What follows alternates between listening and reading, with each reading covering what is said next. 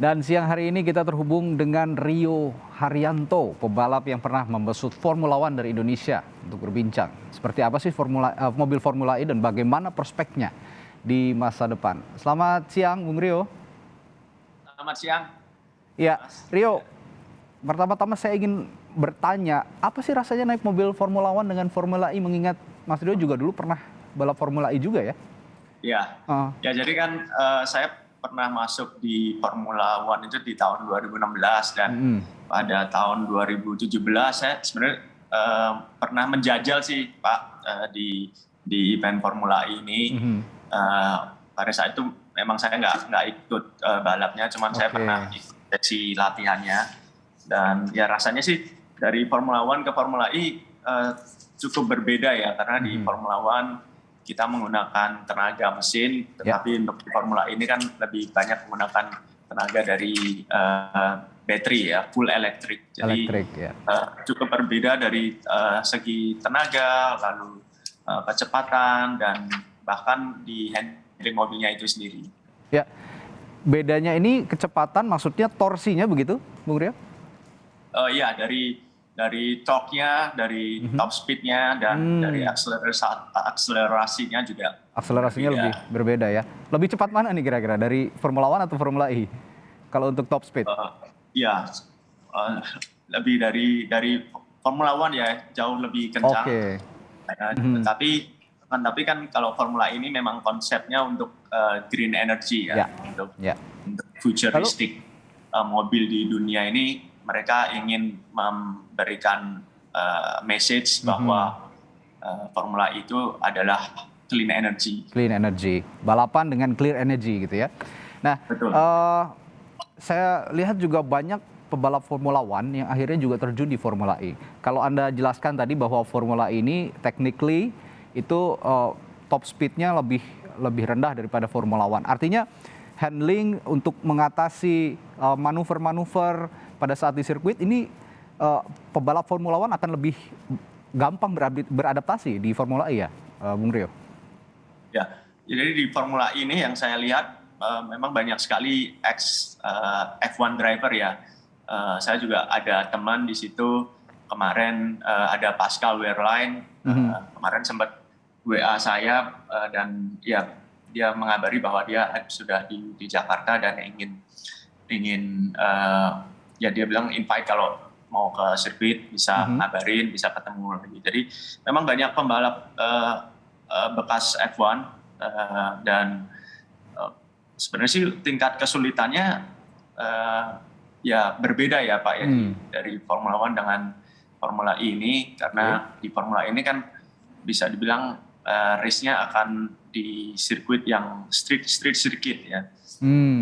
Jadi tentu ya pembalap harus beradaptasi dan saya rasa ya untuk kesulitannya pasti ada kesulitan sendiri-sendiri.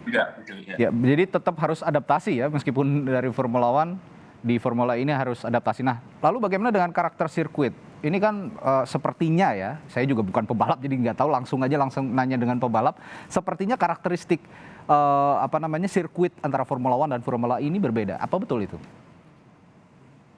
Ya, jadi kalau Formula One itu kan sirkuitnya lebih di racing circuit ya. Tapi kalau Formula E ini memang karena mereka konsepnya adalah ingin mempromosikan clean energy, mereka lebih banyaknya menyelenggarakan balapan itu di tengah kota. Dan kalau di Jakarta nanti kan di Ancol ya, ya itu memiliki tingkat kesulitan tersendiri, dan juga apalagi ini sirkuit baru yang akan dijajal oleh pembalap-pembalap Formula E. Jadi pasti mereka perlu beradaptasi dengan climate-nya, dengan sirkuitnya, bahkan dengan cuacanya juga kan, karena di Indonesia ini cukup panas dan humid. Mungkin mereka juga harus beradaptasi untuk dari physical kondisi mereka masing-masing. Ya.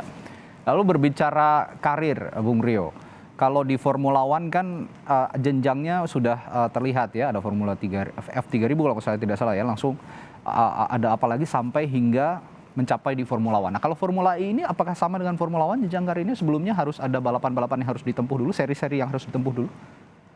Oke.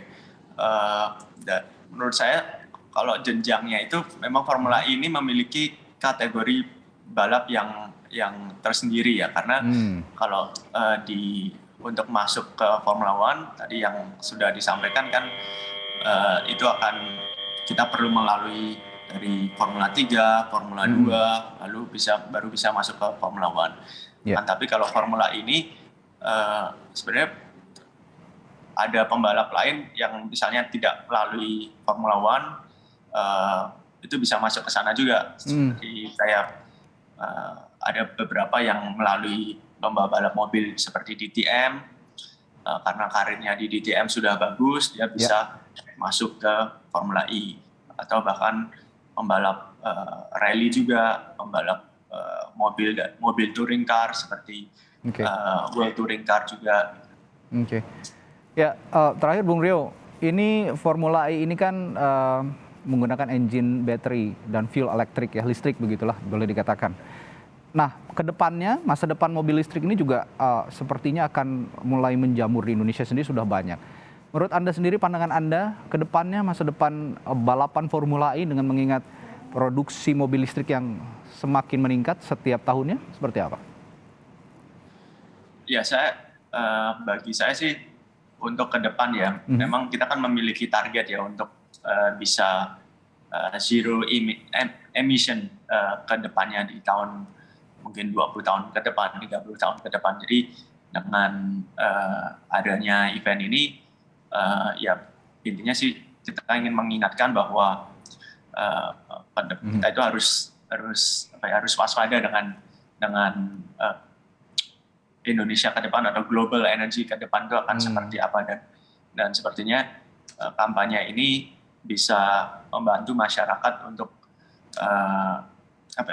lebih waspada lagi terhadap environment di dunia ini. Ya, jadi kalau saya inti dari pembicaraan kita, Formula E ini nggak kalah seru dong ya dari Formula One ya nanti di Jakarta? Ya saya rasa ya harapannya semoga event ini bisa berjalan dengan lancar. Selain untuk mempromosikan elektrik, juga mempromosikan Indonesia tentunya. Semoga Indonesia bisa lebih dikenal di mata dunia.